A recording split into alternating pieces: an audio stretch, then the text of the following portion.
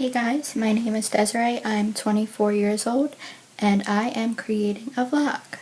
I'm basically creating this vlog to raise more awareness about specific medical conditions and just for support and to reach other people out there that are going through the same things that I'm going through. Even if this potentially only helps one person, that's an extra person that got some sort of relief or comfort or felt okay, because I'm blessed to have a lot of support around me and there's not always that type of support. So I've watched many vloggers and I kind of know what I'm doing now. I finally got technology to work. It's been about 3 weeks of me struggling to figure out what kind of stuff I'm going to use and what movie maker, and crossing my fingers that this will upload to YouTube after I make it, because that was my issue last week, but I'm going to go for it and see what happens. So since this is my first vlog ever, I'm just gonna kind of list my medical conditions and the stuff that I go through on a daily basis, very briefly, and quickly explain what each of them are. Of course, there's a lot more that goes into each condition that I'm gonna go through right now, because if I were to go through it like that, it would take forever. So I'm going to be making other videos for each specific thing, treatment recommendations, things you can do that I've learned over the course of 24 years. So I'm just going to hop into it. Here we go. Alright, we're going to try this again. Now I am having technical issues with my iPad because I don't have enough storage and I only have a limited time frame, so I'm going to say them quickly, briefly, easily. I have EDS, Ehlers-Danlos syndrome. So for me, I can dislocate joints very easily, on average about 10 to 15 times a day. That could be my shoulders, my hips, my knees, my ankles, my elbows. It's mostly right now my knees, but again, that's just whatever it wants to do on that day, it does. I also lack collagen due to this, so that's kind of like the sticky stuff in your body that holds all of your stuff where it's supposed to be. So without that, it can be compared to someone that doesn't have insulin that's diabetic. It's something that you need, it's essential, and your body does not make it. The only difference is with a diabetic, you can get insulin and kind of monitor that. With this, I am not able to just receive collagen. It's just something you're born with or you're not. And this is one of those things where it gets worse as you get older. At least for me, it has. And you have to be really careful. I have Klippel-Feil syndrome. This one is a big one as well, and one that many doctors still do not know about because it is still not that common. It does come with a lot of pain. I can't tell you exactly what age because mine has just started with the pain within the last few months. I've known about it since I was about 13. I haven't had any issues until recently. So that's basically the fusion of the vertebrae in your neck.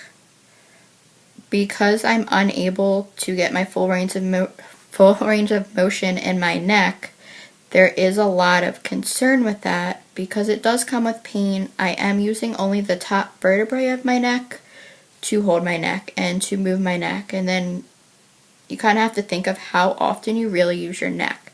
It's a lot. It's a lot more than I even thought about, because it's not something you just sit there and wonder. When I started to realize how much I use it and how much pain I'm in, then it kind of hit me. So that I have to go into a lot more, but I'm not going to do that right now. Because of the Klippel-Feil, I have, within the past month, developed spinal stenosis as well. That, in the most brief, easy way to explain, would be pinched nerves around my vertebrae. They can be in my vertebrae. We don't know yet. That is something we are looking into treatment-wise. Because I don't know, there are a few options. I'm not going to go into that either until I really know and can put out some real information. I don't want to give inaccurate information or something that I'm not deciding to do, just because it would defeat the purpose of, it would just waste people's time. So I have scoliosis as well. That is the curvature of your spine. I have not had many issues with that. I do get it checked every couple months. Because my curvature is not, I think it's 45 or bigger, but don't quote me. I don't need surgery. I don't need a brace. Some people aren't as lucky and they have to get surgery, and of course that is not fun. Lucky though, for me, I am not one of those people, but it is something we still keep an eye on because it can change. So that is that one. I'm looking down because I have a list, sorry. I do have a hearing loss that has been since birth. It's about 45 to 50%, give or take the day. I do have a lot of ear infections. I've had about 7 sets of tubes, and we're not really sure if they were helpful or they hurt more than they helped, but that's something that you really can't take back.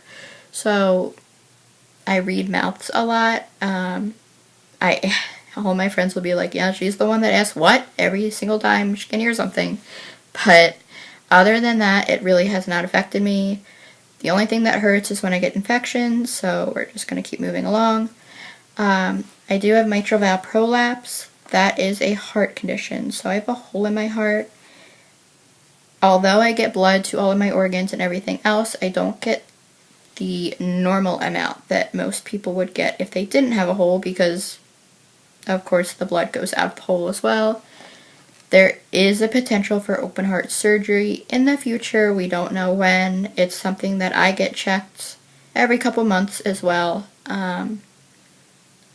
All of these doctors are specialists, so it can be extremely challenging to get into them, and then you wait a really long time. So anyone that goes through a lot of these things or has gone through one of these or more can probably really relate that it gets super frustrating to try to book when they're booking out way far in advance, or there's medical stuff going on and it takes forever to hear back, but that's for another time. With the mitral valve prolapse, I also do have a heart arrhythmia. That's not something that's treatable. They just keep an eye on it. It can cause my blood pressure to go up or down, my pulse to change. It's typically really low for me, at least, and I'm also being looked at for POTS. I have done a few of the tests. I met criteria for a lot of it, but there's some things that are still not matching up, so we're looking to see what the exact issue is with that. I do have asthma. It's a breathing condition. There's a lot of things I'm allergic to. I have been tested for mast cell activation disorder. It came back negative, but we are considering testing me again because I was not going through a reaction when I did the test. And I've heard a lot of things that you have to be going through the reaction in order to get a positive. Sorry, I'm seeing what time it's at. So that is something that I will be looking into more because a lot of the criteria does fit. Gastroparesis, I don't know if a lot of people know about this or not. It's something that I've developed in the past 4 years. Most recently, in the last year, I've had a lot of my issues with it. It comes with nausea, vomiting, fatigue. Take 3. Obviously, you can see that I am having technical issues. So I was saying gastroparesis is basically the paralysis of the stomach. I have to stay away from things that are super fiber-filled, wheat products, salads, carrots, all of that stuff, because I have a lot of pain. It doesn't really stay in my stomach, and it just does not make me feel good. So typically I stay away from that stuff. With the gastroparesis, I also have IBS, which is irritable bowel syndrome. I'm not going to go into that one because it can be a little bit gross, and it's issues with your bowels. Short, simple. I am being looked at for fibromyalgia, which is basically chronic pain. There is not much from what I've been told that can be done to treat that, unfortunately. It's just something that you need to learn how to deal with, cope with, understand when your pain is getting worse, and figure out your ways to try to make yourself feel a little better. But again, that's something that's totally new for me. Along with my medical conditions, I do have a few mental conditions. My anxiety and depression originally started because of all of my medical. I was the one that was in elementary school or middle school or high school and getting pulled out to go to Philly, to go to CHOP, to go to all these specialists, and it was extremely hard to cope with. So, of course, they would have come around. Since then, I've had a lot more anxiety, and I've had a lot more depression issues, but I'm not going to go into them right now, and I may not ever really go into the specifics, but I will touch on them. I have suffered with anorexia for the last 4 years. I am currently doing good, and that's a good thing, but that's also something that I'm going to touch on because there are a lot of different views on that.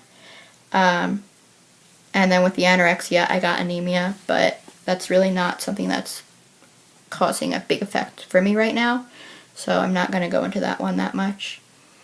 So again, these videos are just to try and help other people cope, to raise awareness, to see where I am in a couple years, and just to show that you can have a really crappy issue or multiple like me and still make the best out of it. I am still learning how to do that, but it feels a whole lot better than not trying to do that. So I will see you guys later. Have a good week. And yes, fingers crossed, this does upload.